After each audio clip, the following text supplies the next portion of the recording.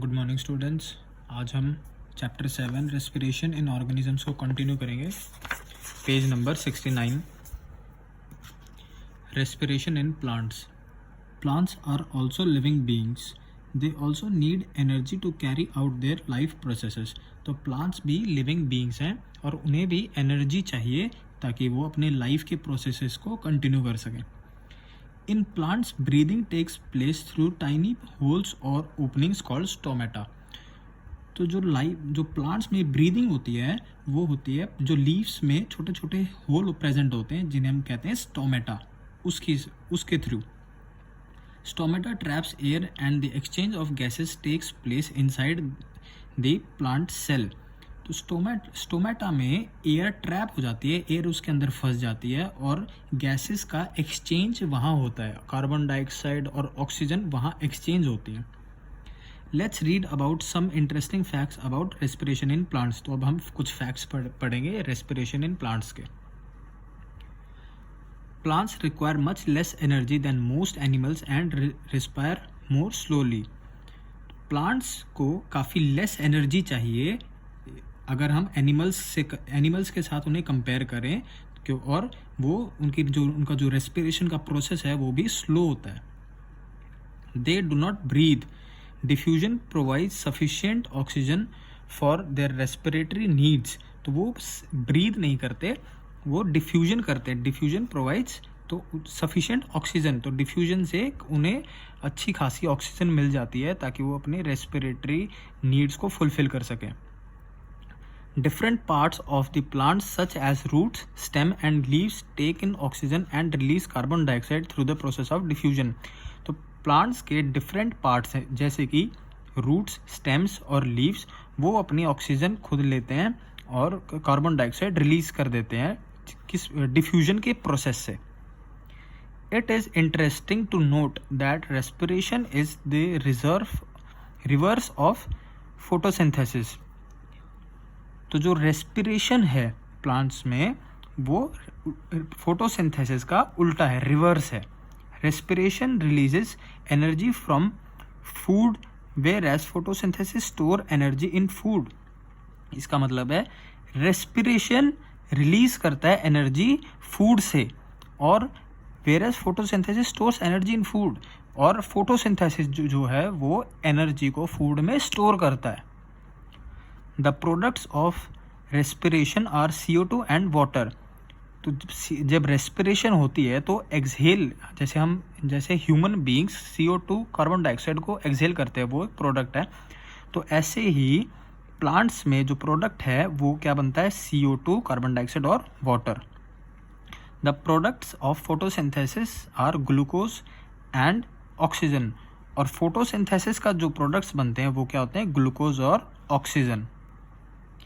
Respiration occurs in all living cells and occur in both day and night. जो respiration है वो living cells में हमेशा होती रहती है, चाहे वो दिन हो चाहे वो रात हो। On the other hand, photosynthesis takes place only in green cells and only in daytime when there is light. तो जो फोटोसिंथेसिस है अगर हम उसकी बात करें तो वो सिर्फ ग्रीन सेल्स में ही होगी और सिर्फ डे टाइम में होगी जब लाइट होगा। Leaves and other green parts of plant carry on both photosynthesis and respiration during the day when they receive sunlight. तो जो लीव्स हैं और बाकी जो ग्रीन प्लांट्स हैं वो फोटोसिंथेसिस करते रहेंगे और respiration during the day when they receive sunlight, और रेस्पिरेशन भी उनके साथ उसी टाइम चलती रहेगी जब उन्हें दिन में सनलाइट मिलेगी।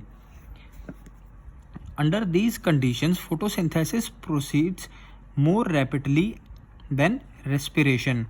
इन कंडीशंस के अंडर फोटोसिंथेसिस जो होगी वो ज़्यादा तेज़ी से काम करेगी रेस्पिरेशन के बजाय।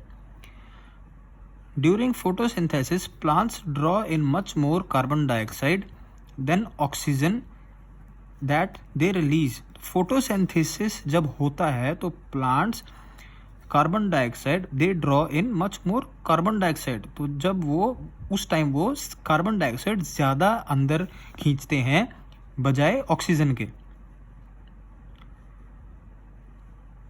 The result is that the plants give off CO2 during the day time. और इस टोटल प्रोसेस का रिजल्ट क्या होता है कि प्लांट्स जो हैं वो दिन के टाइम पर ऑक्सीजन को बाहर निकालते हैं.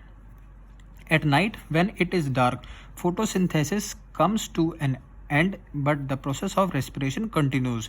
तो रात को जब डार्क हो जाता है तो सनलाइट मिलेगी नहीं, और उसकी वजह से फोटोसिंथेसिस का प्रोसेस नहीं हो पाएगा और फोटोसिंथेसिस उस टाइम रुक जाती है, लेकिन उस टाइम रेस्पिरेशन फिर भी चलती रहेगी.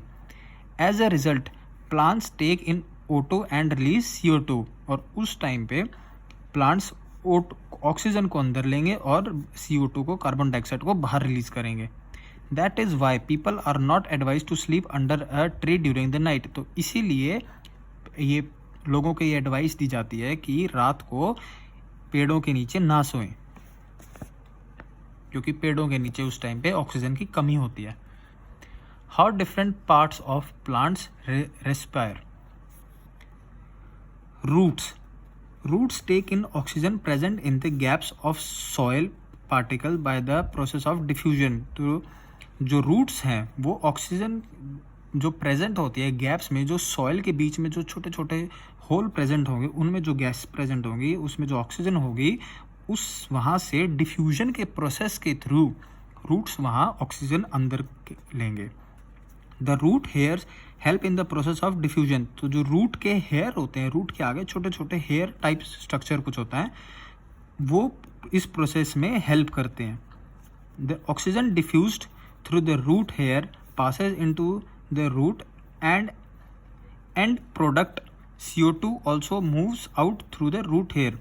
तो जो ऑक्सीजन होगी वो डिफ्यूजन के प्रोसेस के थ्रू इन जो रूट हेयर्स हैं उनके थ्रू अंदर रूट्स में जाएगी, और कार्बन डाइऑक्साइड जो है वो इन्हीं रूट हेयर्स के थ्रू बाहर जाएगी. Stems. The stems of plants have special openings called lenticels. तो जो स्टेम के जो प्लांट का जो स्टेम्स है उनके कुछ स्पेशल ओपनिंग्स होती हैं जिसे कहते हैं lenticels. These lenticles help in the exchange of CO2 and O2 and